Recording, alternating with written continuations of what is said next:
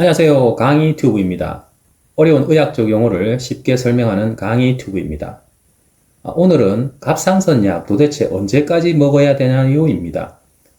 주위에 갑상선약을 드시는 분이 굉장히 많습니다. 갑상선약은 갑상선 호르몬이 우리 몸에서 부족한 갑상선 기능 저하증인 경우에 대표적으로 신지로이드와 신지록신이라는 약이 있습니다. 그리고 갑상선 호르몬이 우리 몸에서 필요 없이 많은 경우, 즉 갑상선 기능 항진증인 경우에 쓰는 약으로는 메티마졸과 안티로이드라는 약이 있습니다. 네, 그럼 이 갑상선 약 도대체 언제까지 먹어야 될까요? 평생 먹어야 될까요? 오늘 이에 대한 답을 드리도록 하겠습니다.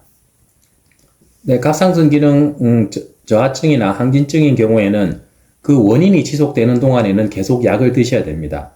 만일에 그 원인이 평생 지속된다면 평생 약을 드셔야 됩니다. 그 대표적인 예가 갑상선 암으로 갑상선 수술을 해서 갑상선 호르몬을 평생 투여해야 되는 경우가 대표적인 예입니다.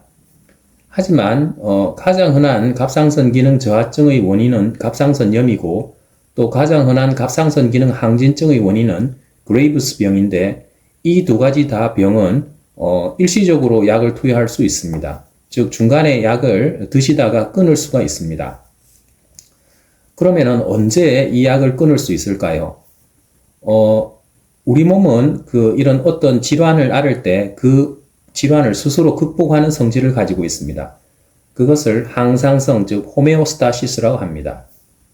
그래서 갑상선약을 드시는 경우에도 예를 들어서 갑상선 기능 저하증인 경우에는 그 갑상선 기능 저하증을 치료하기 위해서 갑상선 호르몬을 투여하는데 우리 몸 갑상선 스스로도 회복을 해가지고 갑상선이 정상인 경우에는 갑상선도 정상이 됐고 또 외부에서 갑상선 호르몬을 투여하기 때문에 갑상선 기능 저하증에서 정상 상태를 거쳐서 다시 갑상선 기능 항진증 단계로 가게 됩니다.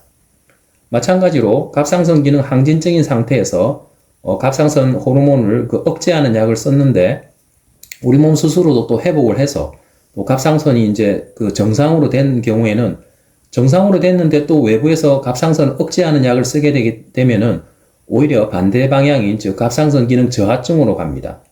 즉 갑상선 기능 항진증에서 정상 상태를 거쳐서 갑상선 기능 저하증으로 가게 됩니다. 이처럼 서로 반대인 상황이 생겼을 때는 갑상선 약을 끊을 수도 있습니다. 하지만 여기서 중요한 것은 이 약을 끊고 대략 한 달 뒤쯤 다시 혈액 검사를 해서 끊고도 갑상선 호르몬 수치가 정상으로 유지되는지를 봐야 됩니다. 왜냐하면 갑상선 질환은 주로 자가 면역성 질환입니다. 그래서 이 자가 면역성 질환의 특징이 재발을 잘한다는 특징이 있습니다.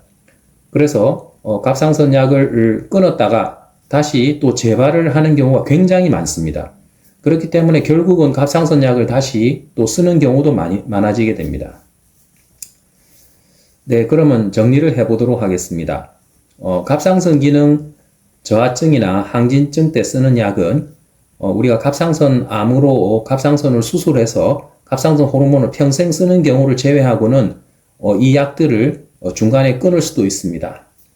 즉, 기능 저하증이나 항진증일 때 이 갑상선 약을 써가지고 정상 상태를 거쳐서 서로 반대인 상황까지 간다면은 그때 약을 끊을 수 있습니다. 하지만 약을 끊고도 또 보통은 한 달 뒤쯤 다시 혈액 검사를 해가지고 갑상선 호르몬이 정상으로 유지되는지를 봐야 됩니다. 한 달 뒤에도 갑상선 호르몬이 정상으로 잘 유지된다면은 계속 끊을 수도 있습니다.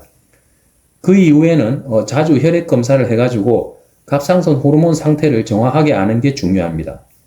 갑상선 호르몬 상태에 따라서 갑상선 약을 다시 쓸 건지 아니면은 약 없이도 계속 정상 상태로 유지되는지 그것에 따라서 약의 지속성이 결정되게 됩니다.